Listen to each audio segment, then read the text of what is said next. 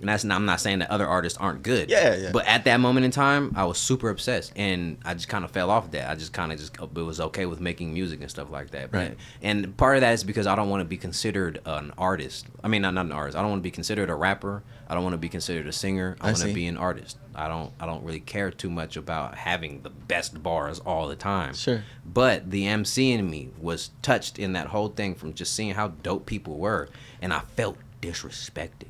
I felt disrespected because I felt like I disrespected myself. I see. You know what I'm saying? Not even that like they was on some other shit, but I felt disrespect because I felt like I disrespected myself by just be like, Cypher, film a 16 bars, because honestly, to keep it real with you, I hate only writing 16 bars. I hate only writing that because I be having a lot to say, and so I was like, damn, bro, because I don't just write like 16 and it's done. I'm picking from bars and a whole bunch. I had hella bars and shit, and I was like, damn, bro, I had a whole other list of bars over here. I could damn near just, if I just took a little second to kind of evaluate, maybe it would have turned out a little differently, because some of that, maybe the pockets would have fit better with some of that over there and just better preparation. But when I was, some of y'all got to see me. I ain't gonna lie to you, respectfully, friendly fades. But some of y'all got to see me. And again, we'll be on a Cypher, so I'll have another chance. But that's what this is about, though. It's that competition. Yeah. And that's something I don't think Sacramento was caught a hold of yet. Places like New York, Atlanta, LA, Houston, the Bay Area, even like they know that hip hop is like this competitive sport in nature. Sacramento, it's everybody just wants to be the most gangster. And then when that competitive nature comes out, it's like we assume that these two individuals don't like each other. Yeah. It's a war. And it becomes a war. Yeah. It's not like and that's not, but I think doing more things like this, like the Look Cypher, is going to help that flourish and touch people in those ways, in those competitive ways. Absolutely. Like you made a good point, because when I think about competitive sports and I look at like LeBron and Steph, like they're going to go at each other. Right. But when they go home for the day, they just got paid crazy on opposite teams. And then they'll come together on Team USA and win gold, and they're best friends behind the scenes, So I agree with you 100%. I think Look Cypher can be and will be that opportunity for artists to come together competitively, but to better each other and to push the movement forward, for sure. Yeah, like that. That's hella dope. Yeah, you know what's crazy? There was I don't know if I should name names, but I'll name names because that's my brother. Kuya Flip, on his first Cypher, he wanted to know who was going to be on the roster for his episode, and I was like, why you want to know that? And he was like, oh, yeah. And I just want to see. I just want to know. No, who's on, for the competitive nature alone, he was like, oh, well, I need to know, right? Like, I need to know who I'm going up against, but it's together, right? Because the episode with the artist, they make it together. But he, at the end of the day, was like, oh, man, he learned who was going to be on his Cypher, and he was like, oh, I got to go. I'm going back now. And he, like, elevated his bars even more, and he wrote, his sentence structures, everything was changed once he figured out like the level of MC he was going up with. Right. And I love that. I'm not gonna lie, I laughed like privately, just like, oh hell, you're like, that's exactly what I want. Right, but that's hella real though too, because I was just watching one of the newer interviews with Ab-Soul from from Black Hippie and TDE and stuff like that. And he was talking about how he did a song with Daylight called Fire, but has J. Cole on it, right?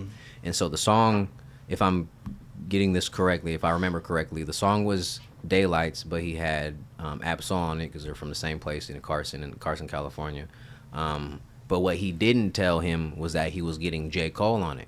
And then he ended up listening to the J. Cole's first, and he called him like, bro, what the fuck? Like, you gotta let me know that this is the best artist, one of the best artists in the world. You know what I'm saying? You gotta let me know, because they were just sparring back and forth doing them.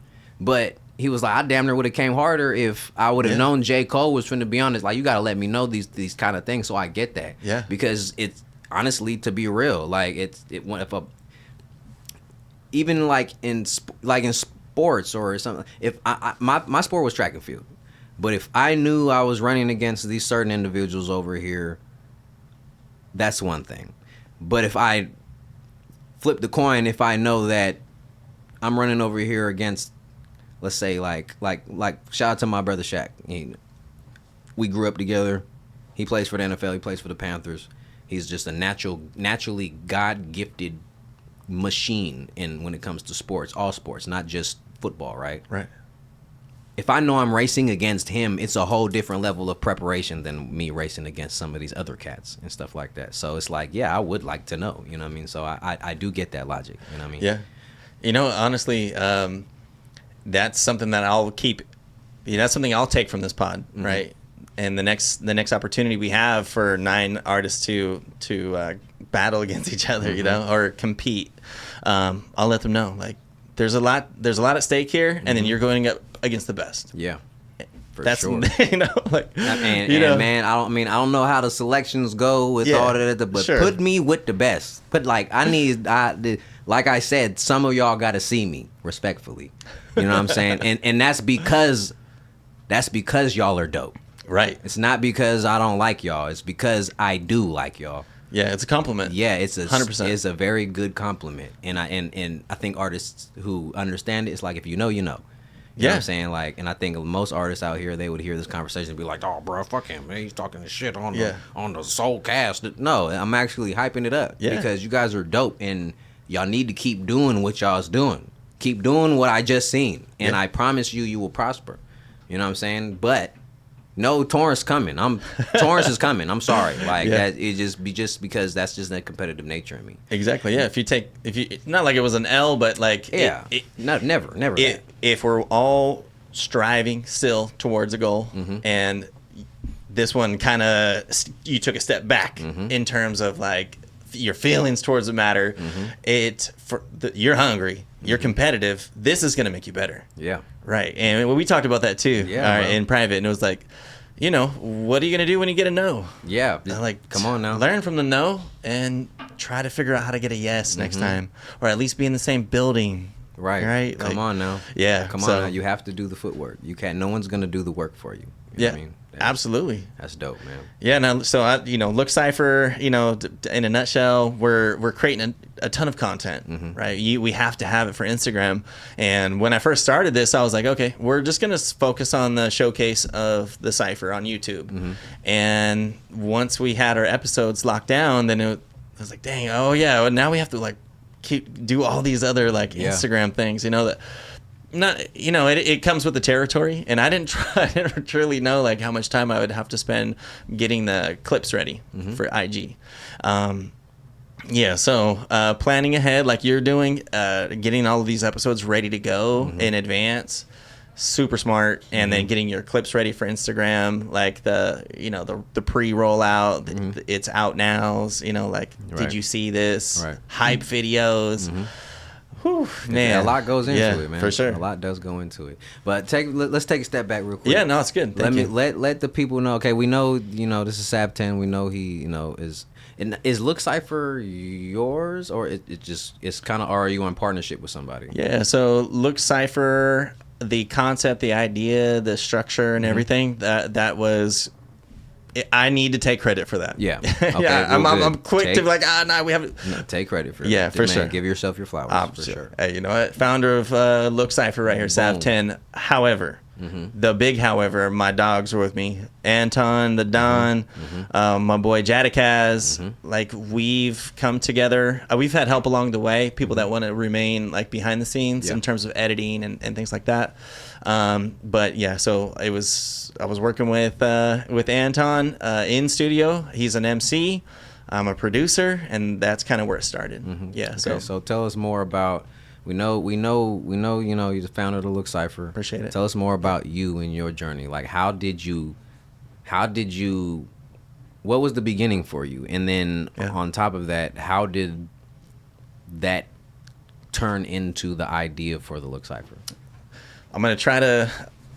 It's a long one, man. We got time, bro. We got time. Okay. We got time, bro. We got time. Trust me. Okay. All right. So, SavTen is a moniker that was given to me back in high school, right? And we were just freestyling and beatboxing and smoking a lot of trees and, you know, listening to hip hop, our favorite artists. Sounds like good shit to me, man. Yeah, you know. And then I really, man, I'll tell you, I really wanted to know how they made bass. Right, like I know a bass guitar because I learned saxophone from 10 years old, 4th grade, all the way through to college. Okay. So I knew instruments, but I didn't know 808. I desperately was looking for it, you know. And then I didn't have anybody in my, like, I'm from Hayward, California. I didn't have anybody in my group of friends or family that worked in the music industry or even knew what the Roland brand was. Okay, that's what's up. I was born in Hayward. You shoot. Yeah. Okay. I was born in Hayward, and I moved out here when I was 2. So I'm from Sacramento, but I was born out there. That's what's up. You remember which hospital or Kaiser? Kaiser. Me too. Man. Oh shit! Look at that. Yeah. That's what's up. Rip Kaiser is gone. They tore it down. Right. So, man. So like when I graduated high school, and I didn't go to community college right away. I took a semester off. I was just working full time. I wanted money. I wanted to go to raves. I wanted to learn, like, you know what it was, you know? And so my buddy was going to Ohlone College in Fremont, and he was learning about MIDI instruments and Pro Tools. Okay. And then his professor let him take home Reason 2.0. Very good program. And so when I went over to the homie's house, they had that system going. They had the keyboard, MIDI controller into a synthesizer, into the computer. And I was like, yo, what are you doing? He was like, well, come to school with me. And I was like, all right, I will go to school to learn how to do this for sure. Like, you know. For sure. So that in 2002, you know, the spring or winter semester of 2002, I took my first electronic music course. And I already knew how to make music. And I was in jazz bands. And, like, I knew how to write. You know, I knew how to play, I knew how to read. So music, easy, right? Rhythm runs in my family. Like, you know, I don't know. Like they say, they say white people don't have rhythm. Right? No, that's not true. Yeah, all right. Not in this case, for sure. Not in this case, that's not true. Hey, man, there's a lot of y'all that don't have rhythm at all. But I also know black people that don't have no rhythm. That's a fact. I know some Negroes out there that don't have any rhythm at all. And I'm not looking down on you, but I am judging a little bit. You know, I'm just kidding. And I said that as a joke, you know, like, of course. You know, so I was classically trained, and then I became like formally trained on Pro Tools, and then the professor let all the students take the program home. Oh, that's what's up. Yeah, so I installed Reason on my parents' Dell computer, and you know, I would just. That's where it started from that point on. That was 2002. So from 2002 to 2004, I was just learning how to make beats and how to structure and arrange songs, and then learn how to sample. And then I found artists like Ninth Wonder, who was using FL Studio to sample heavy, right? And then I got FL. I started learning that a little bit. Because FL just, I don't know, like it had 808s built into the program, right? I ain't gonna lie, it's like FL Studios is the stock plugins and sounds that it has is low key unmatched. Like it's kind of crazy, but you know it's up to you to really figure out if you like it or not. I know people who really love it and still use it to this day, and I know people who hated it. So and if you buy the $200 copy, then you have it forever. Right. So I still have it, but I still use Reason to this day. And so, like, just looking all the way back, we were making boom bap. We were making independent hip hop, underground. Yeah. And that's where I wanted to stay. I thought like I would never listen to the radio again. You know, I was listening to like Living Legends and artists like Slug, Atmosphere, and of course like a ton of the East Coast hip hop artists. Like I didn't think Wu-Tang was like super retail. You know, I thought they were still underground to me. Yeah. So anyway, as far as productions go, like. During that time, we were kind of getting prepped for the hyphy era, to be honest. So I listened to EDM, I listened to drum and bass, right, house music, and I was like influenced by synthesizers like crazy, heavy. Right. And then it was like mixing boom bap with synthesizers and 808s. Literally became like the hyphy era. And which was a crazy era if you was there. These kids literally don't know. They know the back end and what's come after the hyphy movement and stuff. But if you wasn't there for the hyphy movement, you missed something. Yeah. You missed something. Yeah, it was beautiful for sure.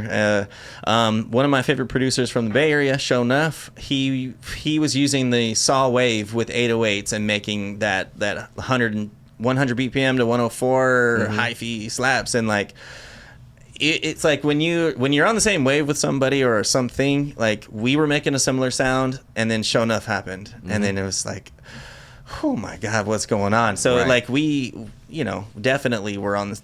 Going that route, yeah. That's where it started all right there. And then, man, I don't really know how to like fast forward it through the 22 years between then and now, but I've been making beats this whole time. I've been working with certain artists from then through till now. But when I moved to Sacramento, like I didn't really have a network at all outside of family. I'm talking about like music wise. Yeah. So I was just trying to like reach out to artists. I found King Deezy's Instagram. Never reached out to him though. And then like there's another artist from out here. His name is J.O. J.O. Yeah. Okay. And he was like, yeah, send me some beats. And I'm like, absolutely. So I was trying to find people that would work with me through the internet, because I did not want to go out because I have my family. I'm still we're still getting things together out here. And then COVID happened, and I was like, okay, well, people aren't meeting up. Let's do this through the internet. Yeah. So obviously COVID happened and then finished, but I was still like, all right, well, I'm not meeting anybody. But like if I think about it, I never sent any beats to anybody. Like 3 people, 2 people. That's funny, bro. I wasn't truly networking. I wasn't on it weekly. I can talk to anybody, bro. Like I'm extroverted. Yeah. When I go online though, I'm like, shit, what do I say? Like, how do I approach this? Bro, for real. No, it'd be like that, bro. Like when you're on, because you don't know. It's like texting somebody something that they read the wrong way. Yeah. It's like you don't know how they're gonna read it. You don't know how they're gonna take it. You don't know if they're gonna feel disrespected, or depending on how you know what I'm saying. Like you could put a single word or a comment in the wrong place. They're like, what are you talking about? Like, right. It happens, bro. It happens all the time. Yeah. So I 100% get it, because it's easier. It's different when you are face to face with somebody. You can feel their energy. Yeah. You can see the mood that they're in. You can see if they're looking you eye to eye. Yeah. You see if they're smiling. You see if they're frowning. I don't know. He looks like he has a bad day, so sometimes I might just leave him alone or whatever. Or maybe he looks open. I can talk to him and I can give him my energy. But you can't do any of that when it's just over the DM. You're just shooting it. You know what I'm saying? Like you don't know how they're gonna react, or even if they're gonna like respond. Right. Yeah, I'm with you with that. I can match energy. Like I totally get that in IRL, right? In real life, bro. Online, it always felt like a sale. I always felt like it was like, hey, I got beats, and people are like, either they don't need it, they'll go to YouTube, but I'm like, no, for real, And if maybe I need to learn the art of finessing the DM, but it just still sounds suspect. Bro, I don't even know if there is a art of. I mean, I'm sure there is. I'm sure somebody's figured it out. But they don't get. Even then, it's like you're a salesman, bro. Like you don't get everybody that you reach out to invest in you or what you got going on. You know what I'm saying? Like it really just it's a shot in the dark. But that's how you get those. Like out of every 20 person, maybe you get 1 out of the 20. Yeah. And okay, that's somewhere though. Okay, reach out to another 20 people and then get your second, and then reach out to another 20, and once next thing you're gonna know, you're gonna have 20 people that you're doing stuff with, and the people that chose for whatever reason not to deal with you, they're gonna look back and be like, oh, he's actually doing some shit. Yeah. You know what I'm saying? And maybe they'll double back or something like that. It's like I hope they do. The problem, not the problem, but it's like people get really discouraged really easily, and I mean, shoot, I can say that by experience. Like I've definitely got discouraged because there were certain artists that wouldn't mess with me, and then knowing the kind of artist that I am, I'd be like, why wouldn't you wanna mess with me? Yeah. But in a way, it's like, look, nigga, well, you ain't that special. Like you know, they either got a whole bunch of other people reaching out to them on the same thing, or they just ain't feeling it. I don't know. You know what I'm saying? Like this, you're gonna have way more no's than you have yeses, and you have to understand that. But I do. But it sucks. But it's like, you kind of have to use the internet to your advantage, and you gotta take those no's. You gotta take those DMs that people just leave you on scene on, and if you want it for real, you know, all right. Yeah, it's the law of averages. Yeah. Right. Right. Like, well, I don't want to quote there's an amazing quote. I'm gonna butcher it. But it's like you miss 100% of the shots you don't take. Boom. Facts. That is 100% fact. That is a fact. If I chose not to shoot the ball 100 times, I would not make it 100 times. Yeah. You know what I mean? Like, that's dope. I mean, I get that, and I think I've heard that before. Yeah. And that's really what the logic is. You have to not worry about the balls that don't go in. You gotta appreciate the ones that do go in. Totally. Yeah. And so, you know, I think I can like tie it in now at this point in terms of like where I started and where I got to now. Like there definitely wasn't much in between outside of me making beats and then like pushing my music onto Spotify as instrumental albums and stuff like that. If that story is funny too, maybe we can come back to that later. My first album, like the inspiration behind it. Okay. But to kind of fast forward through to 2024. All right, so I started 2023, December of 23. I was working with Anton the Don, and at that point he hadn't even made his own like artist Instagram. But he was writing like crazy, writing. Like, hey, what do you think of these raps? What do you think of these? I'm like, you know, if you're really truly asking me, let's work together. Come over to my house. I have a little studio in my bedroom, you know, the office. And it's like, all right, well, let's start to break those things down. Right? You have a lot of words here that you don't need. Just take all these out. People's brains will fill in the rest, right? If you take out a the or an of and just go straight to the verbs, people will figure it out, bro. You don't need to. And so started working with Anton, started being like a producer, you know, like, dang, you know, and he took my advice and ran with it. And then we shot a music video, right? So that we recorded Fibonacci Sequence. That's a single that's out on all platforms under SavTen. And because he hadn't even created like the Anton the Don like moniker just yet. So it was like, all right, here you go. Here's the single. What do you think about doing a music video, Anton? And he was like, well, shit, like, you know, whatever. He just said, well, I'm down, whatever, let's do it. Right. And it was just him being open for that allowed my creativity to come out. And I storyboarded the entire music video with my daughter. And she's 13. Shout out to you, Chloe. Love you. Shout out to Chloe. So we storyboarded it. Had like the vision of just using like geometry from bridges. From the Sac Bridge to the Fair Oaks bridge that goes over the American River. Yeah. And I just have these visions in my head of like, all right, where would the person be? How do we make this music video go? And we took all these shots, and I made Fibonacci Sequence with Anton, with my daughter, and then we put it together. And I think it's a work of art. It's beautiful. So I gotta check that out. That's how I got the idea of like, I can be a videographer. I'm laughing, bro, because hey, bro, you know, that's how shit happens. Though. Yeah. Like, bro, like you really don't.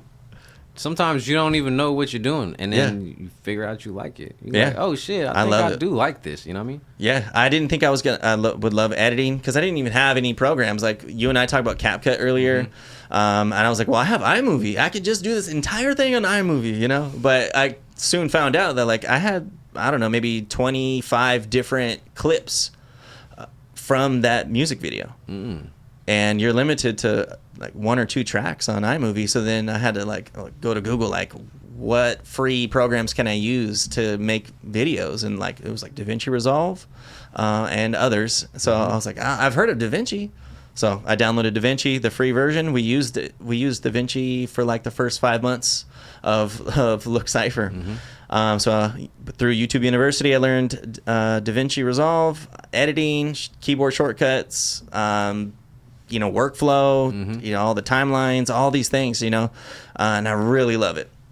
I've gotten really good at editing. And so using DaVinci, using my iPhone camera, hey folks, use what you have. Don't go out and buy a bunch of equipment and make excuses like I did for 20 years. Use what you have, put the music out, and try. That's it. That's the key. Right. Keep going.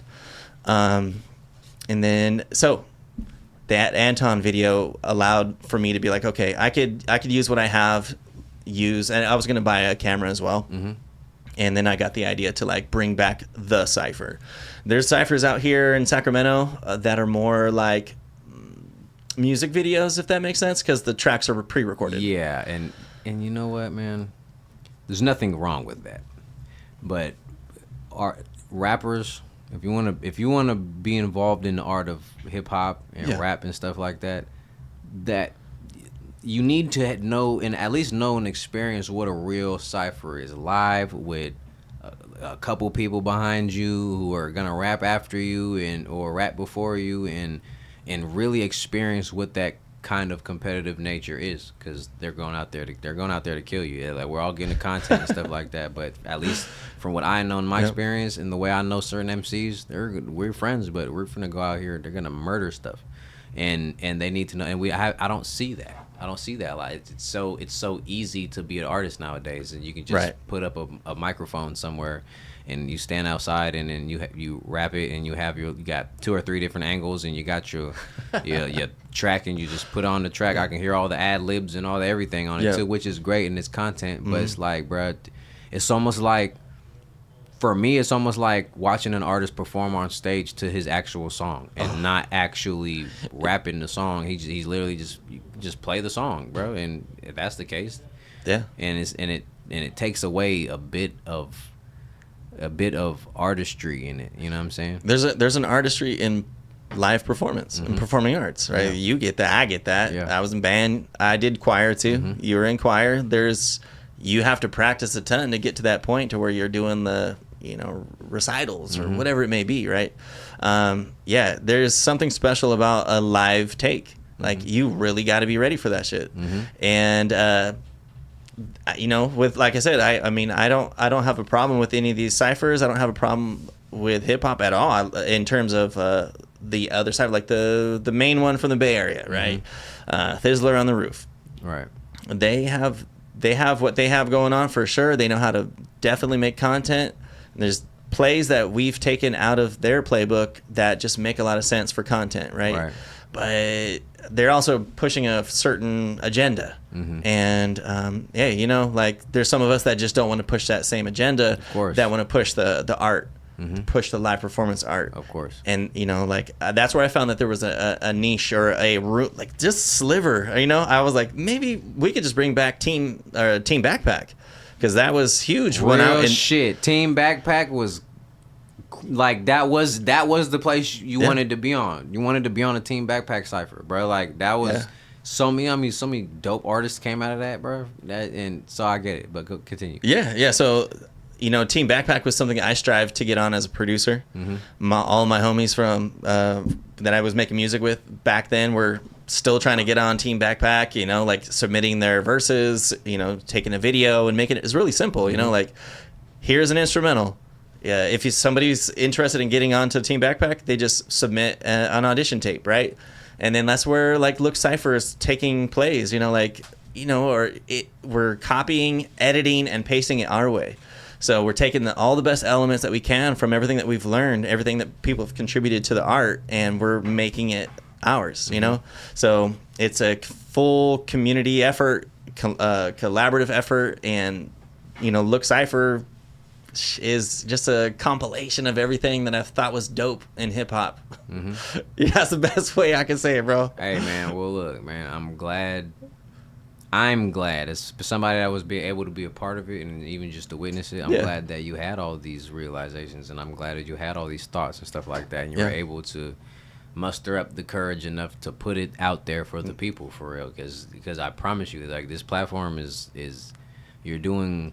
If you didn't think you was doing good, you're wrong. You know what I'm saying? Like you're doing a great job at what you're doing, and I can see the Look Cypher being like that Team Backpack thing. You know what I'm saying? Like that place where everybody want to go and everybody want to rap and stuff like that, and then you could feed your kids and your family doing that, and it's something that you love. I love it. So it's beautiful to see, and beautiful to witness the inception of it, and it's beautiful to be a part of it as well too. Like one day I'm gonna, because I know I'm gonna be successful at multiple things. And one day I want to look up and be like, "Oh, bro, I was a part of that." Like, oh yeah, I was on that. You know what I'm saying? I was on that first, and not even just once. I want to be on it multiple times. Like, you know what I'm saying? Just for content and just for the look and things like that, and just to show love and stuff. And I get it, man.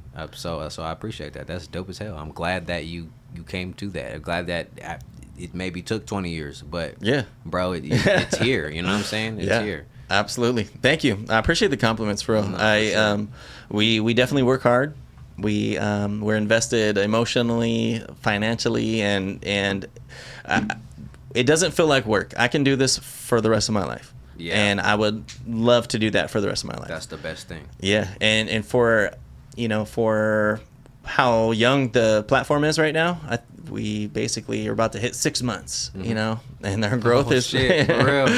Yeah. 6 months. That's what's up, bro. Yeah. Hell yeah, man. And I think all of the answers that we're looking for, all of the like signs, everything that shows us that we're on the right track it's right in front of your face. Yeah. Like it's a simple process in terms of like how to execute, but behind the scenes it does get a little tricky, a little dicey. Sometimes artists don't pull up.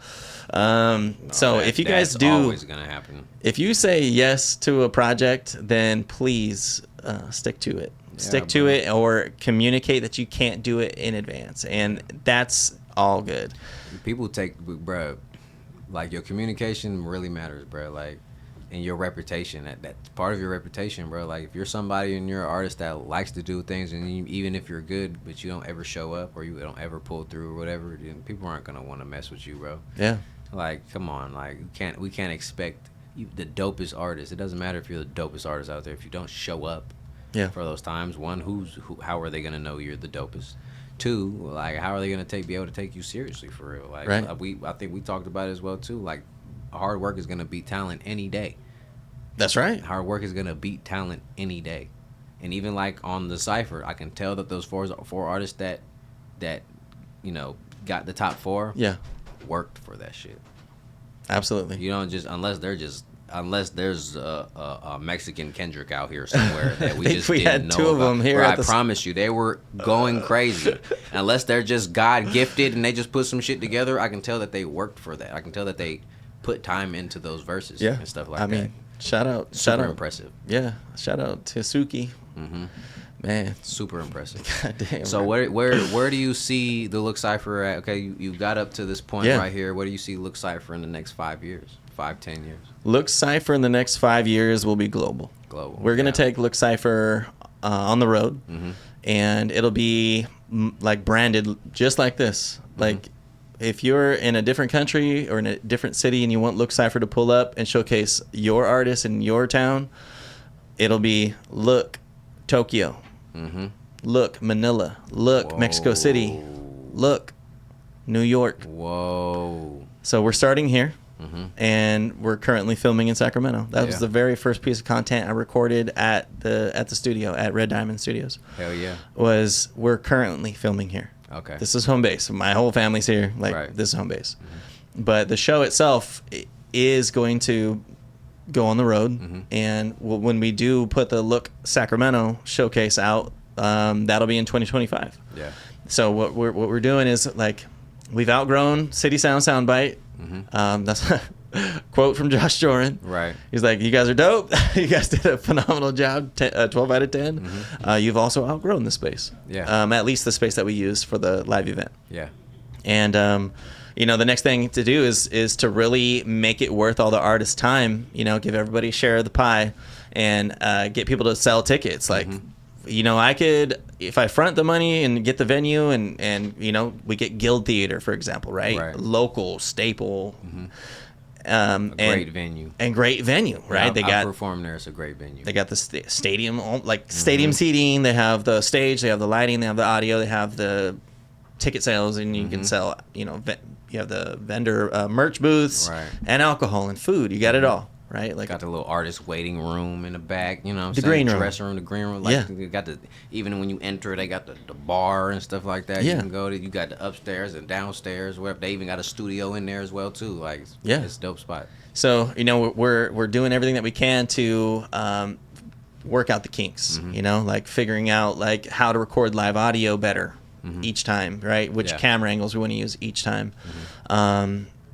Those are the things that we're doing now, right? So when we do brand Look Sacramento, that'll be the showcase that we're gonna pull out all the stops for. Yeah. And then take it to the other stuff. So in 5 years, definitely want to be the platform, the premier Sacramento platform for artists to be on and to get on.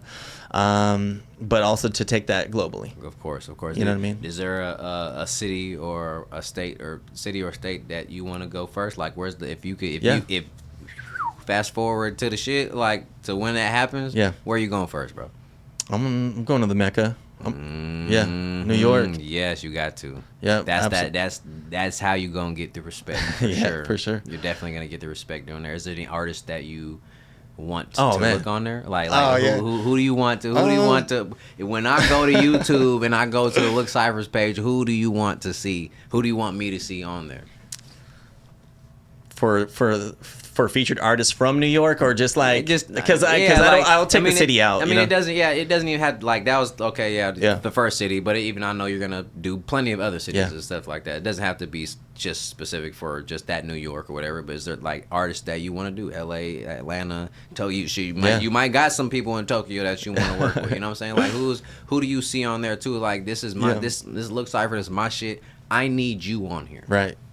Man, I guess it's ultimately like that top 5 list, you know? Mm-hmm. That's a great question. When I think about the Cypher, like the goated Cypher king, Sci-Hi the Prince is somebody that I would love to work with. I would do things like, you know, I'd have to rough somebody up if I needed to. Yeah, Sci-Hi the Prince was somebody who just like I'm always impressed by that, like wordplay and smart and punchlines. Like I love that. He's almost like battle rapping somebody every time, you know. Right. But shoot, like I love Busta Rhymes, Raekwon, Ghostface. Yeah. Man, I hate. Like, I'm gonna name these names now and put them out in the universe. But that's what I'm doing. I'm like, bro, we need to put this shit out in the universe. You know, I've had an opportunity to be in like an E40 music video. Oh shit, yeah. And so Uncle Earl, like, definitely E40, somebody that's on my top 5 list that I would love to put on for sure. That's the ambassador. That would be dope. Yeah. So, yes, E40. I mean, I would really need to think about it longer. Because it's just that was random for me. I was just thinking, I was like, that's a good question, right? Like I love Talib, I love Yazin Bey. Like man, like those are my like that's my Mount Rushmore, right? If you could just keep going, but then like I don't want to leave anyone else out. Like I think Kanye's still hella dope. Right. I mean, he is. You know, he's a little weird, but he is dope. Yeah, he's definitely. That's what makes him though. Like I could never want to change who Kanye is because we haven't got the beautiful art that we have, the fashion, the art, all that. I was heavily influenced by his production too, right? The art. I mean, he's like everything. But man, like shoot, you know, Kendrick Lamar, incredible. But I wouldn't even mind working with artists from like Texas and Atlanta and of course, you know, like Lil everywhere. Wayne. Like you sit up, like just put it out in the universe. All those like everywhere. Like you know what I'm saying? Like you said, you plan on being global, bro. Like absolutely. You know how many cities there are in the world? No, there's so many artists. You know what I'm saying? There's so many artists. But bro, like I imagine looking up and I'm looking at the Look Cypher and this is episode 1000 or something or season 34 or some shit like that, and y'all, and now by that time, like now you guys can have these big artists like an Ab-Soul or Kendrick Lamar or something like that, and the views are just going crazy, and they're already crazy, like, and imagine what they would be doing on the Look Cypher in 5 to 10 years and shit like that. I'm excited for that. Yeah, me too. Me too.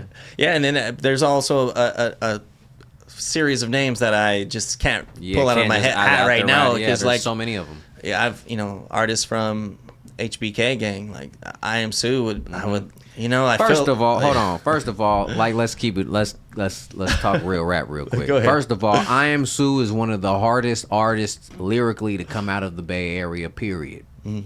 Y'all been sleeping on I Am Sue, bro. Y'all lay him, bro. Y'all thought he fell off, bro. I promise you. I didn't heard a new little song from him too. I don't know if it was just recent or if that was just new to me. Yeah. I Am Sue is definitely one of the most slept on artists in the Bay Area. So that side note. But go ahead. Yeah, I mean, shoot, I could go on forever. Yeah. There's artists that have reached out, like, you know, people put like artist management links in their bio, and on Instagram. I've gone into this person's Instagram already, like through the Look Cypher email to their manager's booking, like, hey, we're Look Cypher, what's it gonna take? And that artist is Locksmith. Oh, for real? I think Locksmith is one of the dopest MCs, lyricists ever, all time, and he's really busy. He does his podcast, and he's got his like bars in the car type of, you know, driving. And hell yeah, I know he's busy, but like I could keep going, bro. No, like, of course, Nas, like, Jay-Z, I love those artists. Hell yeah, Those are all older heads. There's all the young people are gonna be like, damn, what about all the young up and coming artists? Just let me know. We'll get to them, like, you know what I'm saying. But this is your shit. That's right. This is your shit. This is my Mount Rushmore. Right, you feel me? Yeah. But look, in 10 years we're gonna have a whole nother wave of artists, anyways. Right. So like in 10 years, like, okay, maybe you got to a point where you got all those people that you want to do. Okay, what's up with the young guys now? And then, like the people who are on right now. 10 years, maybe they won't be on, maybe they will be on, but like we're gonna have there's gonna be a whole nother wave of young people. Yeah. And okay, so let's appeal to the young crowd now. So I don't like, let's be real, y'all, you still have to be dope. Yeah, still gotta be dope. Like I don't like, I feel like hip hop was like hip hop and things for like ciphers and stuff like that little mumble rap movement. I feel like it was horrible for ciphers and shit like that. Like it was just garbage. But that's just my personal opinion. But there are a lot of artists out there that are still pretty relevant that came out during that period who, through time, you start to see that like they are actually really dope. And honestly, I for a lot of those artists, and that's what I'm saying, as artists, bro, you have to kind of beat the system. Like for a lot of those artists, they was just doing that because one, it was fun. Two, they were young, and you got time in the room to experiment and do things and stuff like that. But a lot of people do certain shit and make certain songs because they just know they want the platform. Yeah. Like they know they have to get people's attention, so they're gonna rap this certain way or make this song a certain way. But they're really very intellectual, very articulate individuals, and can make really good music. They just know that people aren't gonna pay attention to the conscious music or just the music part of it. They want to see the entertainment part. Yeah. So they want to be entertained by what they're listening to and watching instead of actually sitting there and listening and feeling and vibrating with the music. So people do that. They go out, they make whatever, even if the masses is gonna think it's trash, but I still got your attention though. Yeah. And that's happened to me plenty of times where I've listened to somebody. I can't really think of the names off the top of my head where I've listened to them like, bro, that's trash. And then I hear one song that I just like. I'm like, okay, they can do this. Okay, let me go to their catalog, and then I find out that they're hella dope. You know what I'm saying? Like, freaking DaBaby wore a diaper to his show. That's how he got on.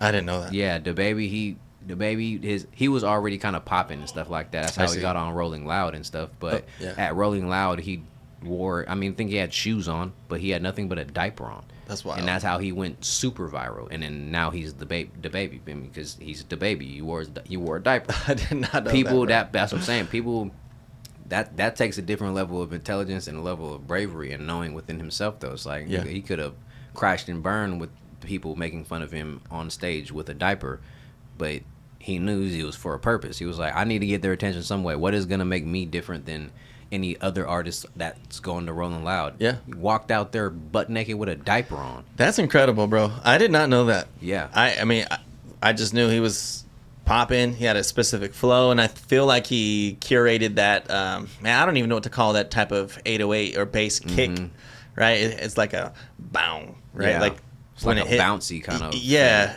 Thing. It changed music too. So like. Yeah.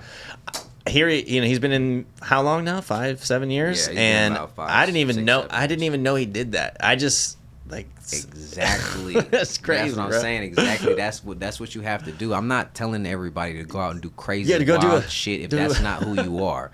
I'm not telling you to go out and do crazy wild shit if that's not who you are. But you need to find a way to get people's attention. Yeah. And you have to know. I can't tell you how that way is. I'm still trying to find that way myself. You know what I'm saying? But you need to find ways to get people's attention and entertain them in a way that's going to keep them locked in. Yeah. And to make them curious enough to see and wonder who you are.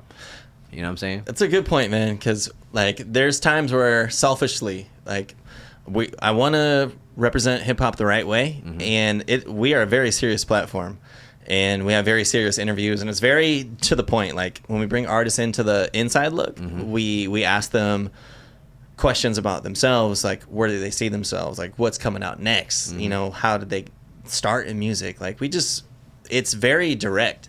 We don't have any I got you moments. We don't have any wearing a diaper on stage moments, you know. So I find myself selfishly being like, dang, you know, like we need a viral pop, you know. But I think that's just my, you know, Instagram doom scrolling brain being like, oh man, what's gonna be good for TikTok, you know, like selfishly, like, oh, yeah, I need the likes, I need this. But man, like, I think that'll be our thing at the end of the day. Is just like, hey, this is serious hip hop, serious rap.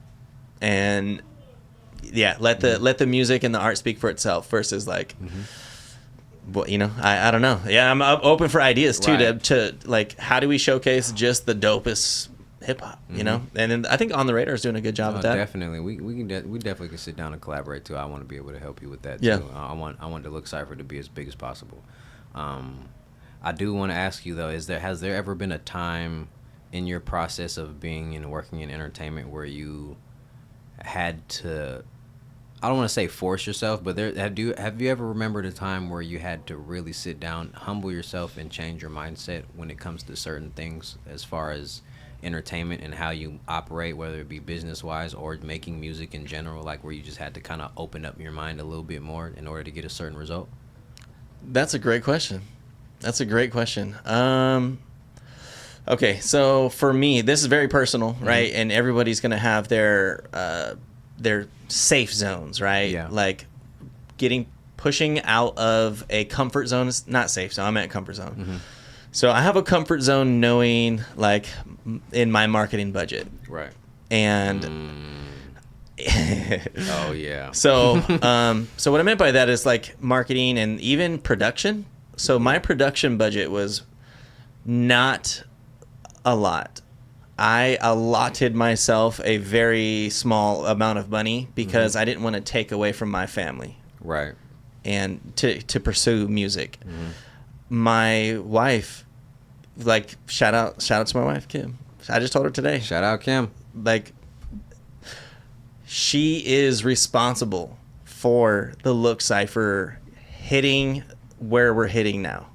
And like we started with the specific look on camera, and that was because she was like, "No, you need to do this." She's seen like I'm not tooting my own horn when I tell you, like, I think I'm talented as a producer, but I wasn't willing to invest cash in myself without like going to sell, like, let me sell like my old bike, my old Mac computer, let me get that money, and that won't be my family's money, that won't be my separate side savings monies, you know. So when I found the studio, bro, like, sorry, this is a long answer. When I found the Red Diamond Studios, I found them renting their space for a nominal fee, and I was just going to use my iPhone and a new camera, and I was just going to film it myself and do it myself and be like, no, whatever. So breaking out of the comfort zone of spending like $60 on myself, that's how much the rental was going to cost for 2 hours, and then investing in the camera, and like I already had everything else. Right. So a small investment in the camera, maybe we're looking at $1,000 for like an entry level Sony A7 or something like that. You know what I mean? And then a nice lens, and then just starting there, roughing it. And my wife came to that first initial meeting with me at Red Diamond Studios, and she was like, well, you know, they have all these cameras and they have camera operators, and they're super professionals. And that was a whole area that I wasn't a professional in, you know, like, so investing in myself meant literally spending money on camera operators and the cameras, and then providing a product that what we have now. So we came out the gate swinging for the fences because like, how much more time do we have on Earth? I've been doing this for 22 years. Yeah, we don't know. Right. And I have this drive in me that's like, you're gonna make it somewhere somehow. We just need to put the puzzle together. Yeah. And man, so shout out to my wife, bro. Because so breaking out, to answer your question, it was money. Yeah. Money was the one thing that got in my way, and it was the one thing that I never wanted to spend. Yeah, I can relate because I'm so cheap. Yeah, I think it comes from like our cheap, upbringing, to you be know honest. What I mean? I'm so cheap, and maybe that's because I've never had just a whole bunch of money to spend. You know what I'm saying? Yeah. Like, and I was just talking about this. I've talked about this on multiple occasions with. I have a friend that I mentioned before, Shaq. He plays in the NFL, so he's very successful. My instructors and owners of the school that I go to, the Mixed Institute of Cosmetology and Barber. Shout out to Mick. Shout out Mr. Rob, Miss Shari, all the whole team. Yeah. Talking with them and realizing that money. It's not that they don't care about money. Yeah. But they know they know that it's a tool. And I had to really surround myself when I went to Charlotte and I was able to be around successful people. And when I'm sitting there able to talk to the individuals that I'm with on a day-to-day basis, and I see how they talk about money, and I see how they use it. It's not that they want more money. It's that they know that they need some kind of platform to get the things that they want and things like that. And I had to change my mindset on how to spend money, where to spend money, and when to spend money. And that's something that I can say for myself, even like for my music career and stuff, that something that's held me back is that I didn't want to invest the money in it. But at the end of the day, it's like, if this is something that you really want to do, like, people are spending hundreds of thousands of dollars to make one record go on the radio. That's right. And that's just to get it on the radio. That's not even to make it a hit or something like that.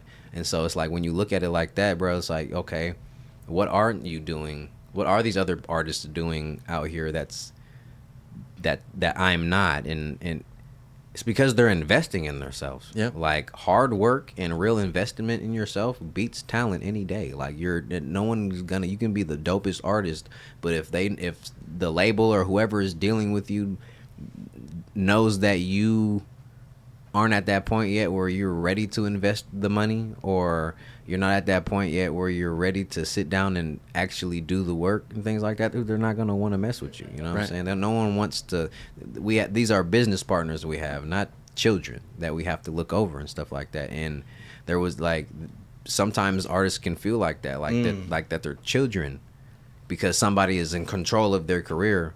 Sometimes it is like that. Sometimes somebody is stepping on your neck and they're in control of your career, and somehow you found your way into this crazy deal or whatever. Right. But a lot of times people are just really just trying to show you how the real world works for real, like, and how things actually work, how the country and the world is run off business, and how money is a tool. It's not something that you should fall in love with, but it's a tool and a necessity that you need to have. And once you start looking at the prices of certain things and what you actually need, it really rang a bell because I have a project that I had to do in school where I have to build my own salon or a barbershop or whatever. And I did all the math of I took out trying to be cheap, because obviously it's a poster board, it's a little vision board thing that I had to write. So it's not like I'm actually investing. I'm just gonna get what I want and imagine what it's gonna be. You know what I'm saying? Like, and turned out this simple budget for whatever I wanted was $50,000. I was like, God damn! I'm like, this $50K, but at the same time, I was like, but the vision is there, and to those who have money, $50,000 is a well worth investment if they know that they're gonna get something in return from that. Yeah. And so that's the thing that you have to do, bro. You have to be willing to invest. If you're not gonna sign to a label and just let them do whatever, you got to be willing to invest $50,000 into your career. You have to. And if you want to make $100,000, you got to at least want to be able to invest the 50. You know what I'm saying? That's the way I see it. And so I'm 100% with you right there. I'm still learning how to invest in myself more. And like I said, I'm just super cheap, and that you might know. In a way, I know I need to grow out of that. But I'm learning as being a human and learning how to operate in this entertainment industry and just life in general. And I'm realizing the more and more I touch the money, the more and more it's not like that big of a weight on me anymore, because it's like money's gonna come and go. So it's just really about finding out how we can actually be able to touch the money, and then we invest it into somewhere else to make more money. That's right. Absolutely. Yeah. You know, Look Cypher's creating opportunities for artists now, right? Mm-hmm. So people see the platform, they see the cameras, and now artists are asking, like, what else do you guys got? Mm-hmm. So soon we'll be releasing our opportunities for artists to utilize us as videographers, mm-hmm. right? To use the cameras and have these special independent freestyles independent from Look Cypher, mm-hmm. but like either a Look branded thing or using us as cinematographers, or mm-hmm. videographers, whatever it may be, right. Like we're opening up those doors to be able to sell things, Okay. And so you guys will see that soon. We're editing. We're excited for it. Yeah. Trust me, we're excited for it, bro.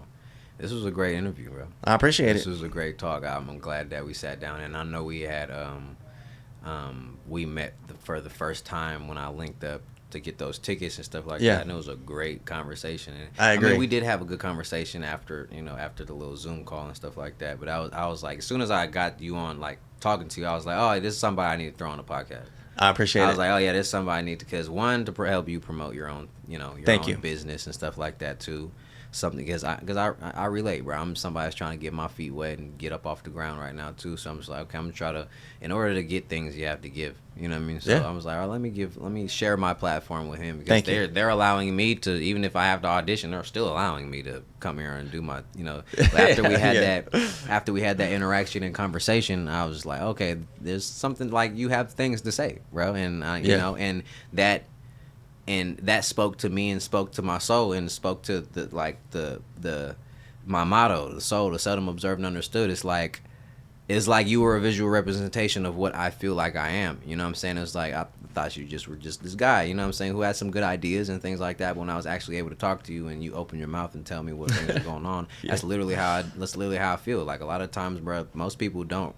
I'm just super goofy, and especially people that know me, I'm just super goofy. So if you don't take the time to sit down and talk to me, you don't really understand what kind of, like, knowledge is in his brain. Yeah, no, you're dropping gems that night, you know what I'm saying, too. Bro? And thank you about that too. And that's just, I just kind of want to drop jewels, bro. I just want to drop gems. I want people to believe and to feel like they're not alone in this. Yeah, absolutely. You know what I'm saying? Because this is a very lonely road that you walk, especially as an artist, and that's why you need that support system and things. And everybody's out here just trying to make it, bro. And I was just super grateful to even be a part of the shit, because, like, again, I told you, I'm getting my feet back wet with I didn't took a long enough hiatus, so I'm getting back there and working on it. You know what That's I mean? What's up. Yeah, and you're tapped into the right network, mm-hmm. the same network we're tapped into. Yeah. And Look Cypher, when we do have our public opportunities to meet, greet, or perform, they're networking opportunities. Look Cypher is a collaboration of putting people together, like giving. Like, we're not keeping secrets. There isn't a secret formula to what we're doing. If we have an event, if we are putting folks together, giving you the opportunity, like, mm-hmm. Take down cell phone numbers. Mm-hmm. I'd rather talk to you than text you. Facts. If you have questions, things like that. But with this entire event that we threw on October 24th was a complete opportunity to mm-hmm. meet people, to network, and it wasn't just about the audition and the winners. It was about giving people that opportunity. Mm-hmm. And I freaking mean that. Real shit, right? I do want to say, Brad, hold on, you was keeping the secret from me, though. Tell me. That you ended up telling the rest of the group about after the Cypher and stuff like that. Absolutely. About letting us all on the Cypher in the beginning. And I was sitting there like, I thought you knew. I didn't know you, bro. You held that information from me, bro, and I'm glad you did, though. Yeah, could you imagine if I spoiled it? Yeah, I'm glad that you did. That people came out hungry, dog. Super, and that's why, bro. Because I came out super hungry, and again, still, I'm still even hungry because, like I said, like, there's some of the guys on there were just super dope, and I need my shot. I need my shot with them. You'll get your chance. Some of them, I'm gonna get my chance. I'll definitely. If y'all watching this, that was on the last look, audition, Torrance coming. Yeah. But it was I don't think you understand how grateful some of those artists were, bro. I may not. Please tell me. So like for people that don't really know what we're talking about, you know, originally there was an audition, you submit or whatever. You said you had like what 30 artists. I think submit. there was 33. About 30. It's on our Instagram. Something like that. We've highlighted all of them. They're there. So about 33 artists that put out auditions. Yeah. And then from those, 9 were picked to come out and do another audition for the Look Cypher. And we were under the impression that the top 4 were going to be the ones that, were going to be on the next season of the Look Cypher. Lo and behold, they go through and you guys pick your top 4 or whatever. Congratulations to the top 4. You guys 100% deserved it. Yeah. And the prizes that came with it. And the prizes that came with it and things like that. But then they brought us over, it took us to the back room and pretty much told us, we had this plan from the beginning. All of you guys were going to be on the Look Cypher. Yeah. And everybody was just like, I couldn't believe it. Oh, God. Yeah. Like, bro, for real. Because I was like, damn, bro, I ain't going to lie. I was like, damn, because I wasn't picked in the top 4. I was like, damn, bro, I really wanted to get on that Cypher. At some point, I was getting ready to, bro, how much? How much you want? Yeah. Because I'm trying to get on the Cypher. I need to run back. So I need to run it back. But they were humble enough to let all of us be on the Cypher, bro. You don't understand how grateful some of these are. Like, even myself, they were super grateful. Yeah. That you guys were just like, bro, that's some real shit. Yeah. Cause all right, yeah, you want people to know that there's a standard to meet. Yeah. But at the same time, you want people to know that you're part of, like, you're doing this to help and not hinder someone's career. And Facts. Because who knows, there could have been an artist out there that just was super bummed. Maybe he just felt like he should have been on it and he was super bummed, and now he just thinks that it's over for him now. No, it's not over. You actually know, psych, you're gonna be on it as well. You know what I mean? Like that was super dope, and I was super appreciative of that as well. You know what I mean? Absolutely. I'm glad. Thank you for saying that. Yeah. I appreciate it. And eventually we won't have a choice but to have these auditions. Yeah. And like the submissions online will be the only way people get on. Mm-hmm. Like in a few years, in a year, 2 years, that may be the only way. Yeah. Right now, this is my opportunity to say thank you back to you. Yeah. It's because we wouldn't have any of this without you. Mm-hmm. You and the artist, and I'm meaning you as in the group. Yeah, of course. So as much as I would like to say, like, nah, we're exclusive. We only have the best rappers, right? As much as I want to say that, like, we're nothing. We're a hollow shell, and I have beats, and no one's rapping on them. You know, right? Facts. And that's bro. where I was just in March, Mm-hmm. right? I hadn't even come out here and met people yet. I was still online, like maybe thinking about the opportunity of texting somebody, like, Mm-hmm. do you want beats? You know, Right. So I say all that to say the top, easily, like the top 15 guys need to just go straight to the Cypher. Mm-hmm. Creating the live audition was an opportunity for content. Mm-hmm. You know what I mean? Like, I'm not playing games, and I really want people to know that, like, we can do this together, and that's what's going to bring Sacramento artists together. Collaboration. That's the only way we're gonna do this. And I have to admit, I am a culprit of not collaborating. Yeah, we talked about that. I promise you, and I'm just like, because I'm super picky about like my beat selection, and I'm just super picky about who is in my close proximity in general. That's But normal. I'm learning that it's like there actually is a lot of people out here who don't know who the hell I am. Right. That it might have, maybe if I would have worked with the last 10 artists that wanted to work with me, then maybe people would know. But at the same time, like I'd say more of the reasons that I don't really work with artists a lot too is because I'm not willing to do the work for people. And most people, 95% of people who work with or who say they want to work with me, they really want me to do the work for them. They want me to book the studio session. They want me to buy the beat. They want me to come up with the song, and they just want to be invited to the set. So it's like I don't I'm not against working with people, but I've done this for so long where it's like I'm just not going to work with anybody. My test is like, okay, book the session. It's good. Yeah. I'll be there. I'll write the verse free of charge. I'm not just get me in the studio. Right. Or we go in on the studio. But as soon as you start talking money to people, again, that cheap mindset. As soon as you start talking money to people, they're like, and it's not even it's not even like I want to profit. Like I just want you to give me the space to come and do my dope shit that you want. And that's solely if like someone's reaching out to me like, oh, I want to work with you.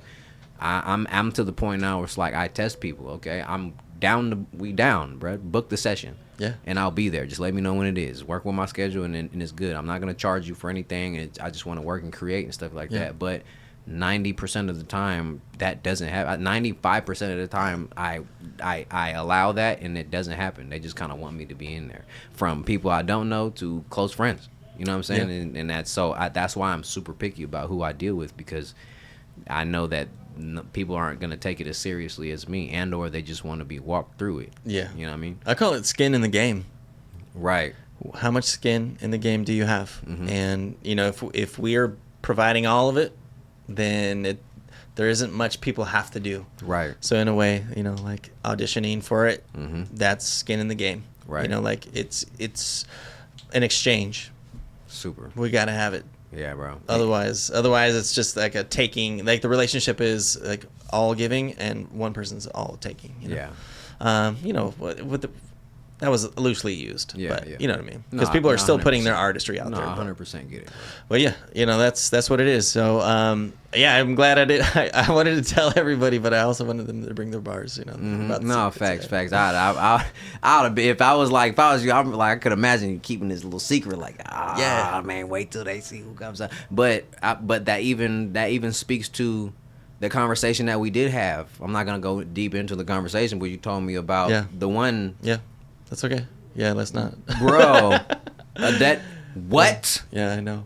Yep. As he sips his drink, that what? And that's how you know. It's like these people aren't serious out here, because you're not doing this for the praise. You're doing this for the opportunity. Yeah.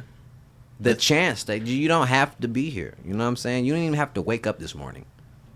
Appreciate the fact that you even have the opportunity. And when people and that things like then when that situation happened, like I'm not gonna disclose the situation, but when that situation happened for you, that was their test, bro. Yeah. And it's like they failed, bro. They're not taking it seriously. You know what I'm saying? And that's kind of like with me when I tell people, all right, get me in the studio.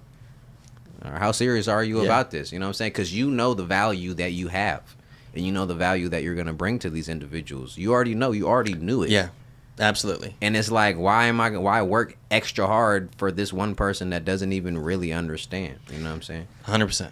Right. Yeah. That's dope. Yeah, and I want to be transparent. Yeah. So like my intent is pure. I can tell. My wife calls it my like happy, like I have like this bubble. Mm-hmm. Maybe I might come off like vulnerable if people don't know. I mean, I already know what's up. I'm from South Hayward, bro. Like I know what's up. What's up? You ain't game goofy out here? Nah. So I protect myself in other ways, Right. Like people can tell me whatever they want, and I'm like, oh, for real? And my wife's gonna be like, they're fucking lying to you, and I'm like, yeah, I know. You think I'm gonna tell them that? I know. Like this is chess. Facts. This is chess. Like, oh, okay, all right, cool, for sure. Yeah, all right. Next time I'll holler at you. Okay, cool, cool. And then like I'm still just gonna go be me, be happy, and live my life, and make beats and have my family and do our things, do dope shit. And then they may think they got me, like, nah, you didn't. Like, it's I'm all good. 3 moves ahead of you, bro. It's all good, Right. And that's what I'm saying, bro. You were 3 moves ahead of all of us. I mean, you were kind of like the Look Cypher was the chessboard, and we all were the pieces of the puzzle. And literally, like, that's how I see it. Like, Look Cypher was the chessboard, and we were the pieces of the puzzle, the pawns or whatever. And whoever had their checkmate, and they deserved their checkmate. There it is. But it's like, I know what's you as the look. I know what's coming. Yeah, and that's what it was, and I respected that so much, bro. That made me gain a different level of respect and love for the Look Cypher, because I was like, bro, you guys didn't have to do that shit. Yeah, no, you guys didn't have to do that shit, bro. Out of all the artists that you didn't have to do that, that speaks to your character. Yeah, I appreciate it. And I don't, and like, I don't, people ask me all the time, like, who's your favorite artist and who the people you want to work with? I want to work with people who I know who I feel like I can kick it outside of all of this. Yeah. That's like, tight. you know what I'm saying? My favorite artists are people who I know that, who I feel like I could be friends with. Hell yeah. Not that they're just the dopest people. I just feel like I can be friends with them. I would pick a less lyrical person to be my favorite artist than this person over here, because I feel like that person could be my friend. And that's how then the fact that you guys did that just spoke to your character, and it's like, this Cypher might be popping and dope over here, but Look Cypher works with people. Yeah. Look Cypher has the integrity. Look Cypher has that respect under their belt, and that's why I'm gonna keep coming back every time. That's what's up, bro. Did we just become best friends? I think so. Yep. I appreciate you. I mean, we were just chopping it up, you know. Yeah, bro. Yeah, and I appreciate your time. I appreciate people's time, right? Especially people that are giving up their artistry or contributing their artistry. It's like, there's no way I'm going to purposely fuck this up. Right. If something outside, something else will kind of interfere, but it's not going to be my intent. Yeah, you know what I mean. I intend to just do dope shit because I just want to keep making music. That's gonna happen, but you know, you roll with the punches, bro. Hell yeah. Well, bro, look, SavTen, bro, it was super dope, man. Having you here on the SOUCast, bro. Thank you. You are forever gonna be my soul. Seldom observed and understood, man. If you catch me calling you the soul, bro, it's all love. And the same thing for everybody out there. I hope that you guys got a good piece of information or a piece of something or a gem that you could get to help you with your journey. Maybe SavTen's journey and my own journey has helped you kind of realize something about your own. And this is a place here for the seldom observed and understood, those misfit characters, like those people who just feel like they have something out there and they want people to really, really pay attention and look. You know what I'm saying? They might not be looking now, but they will eventually. You know what I'm saying? And I appreciate all those for, you know, tuning in. I appreciate SavTen for being here. My pleasure. I appreciate my boy in the back doing the editing and stuff. Like, what's your name again? Luca. God, I did that last time. I need to remember. I got a homie named Luca too. My bad. Luca. I'm gonna make sure I know before I even start this motherfucker next time. You know what I mean? So I appreciate you guys for being out there. Is there any last words that you want to leave for the souls out there? Yeah. Please follow look.cypher on Instagram and subscribe to Look Cypher on YouTube. That is the platform that we're pushing the most, is YouTube. That's where you can watch the magic happen, and that's what we're investing the most in there. There's 3 more episodes coming out for season 1, episode 10, 11, and 12. And I wish I had those dates. I do have those dates. Give me 1 second. Sorry about that. All right, so November 14th, December 5th, and December 26th. So those would be the last 3 episodes for season 1. And then you'll see new looks coming out after that. That's right. And you're going to be a part of that. Yes. So season 2 will start in April, I think, at the end of April. It's good, bro. It's good. And yeah, he has a child coming on the way. We're going to wish him and his family appreciate that a blessed night, year, many years to come, bro. And I hope you and your family, you know, are able to celebrate your child in good health and things like that. And I hope and we can't wait till they're there and they're here so they can look and see the kind of dope shit that their father is doing, bro. And I really respect and appreciate you, man. Hell yeah. Thank you, bro. Thank you. Appreciate it. It's been a pleasure. Yeah. Thank you, dog.